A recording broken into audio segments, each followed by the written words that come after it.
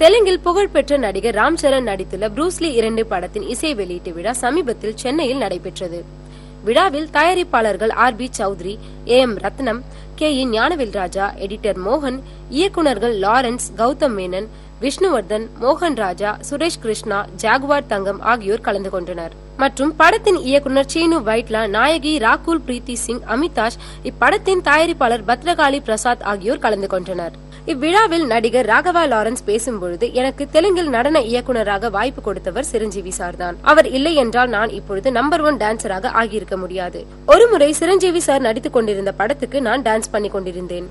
அப்போது சிரஞ்சீவி சார் ராம் சரணை ஹீரோவாக அறிமுகப்படுத்த போவதாகவும் அவனுடைய நடன திறனை சோதித்து பார்க்கும்படியும் கூறினார். அதன்படி நானும் ராம் சரணிடம் சில ஸ்டெப்புகளை போட சொல்லி சோதித்து பார்த்தேன். பின்னர் அவர் சிறப்பாக ஆடுவதாக சிரஞ்சீவியிடம் கூறினேன். அது மட்டுமின்றி ராம் சரணின் அக்கா திருமணத்தில் அவரை நடனம் ஆட வைக்க பயிற்றுவித்தேன்.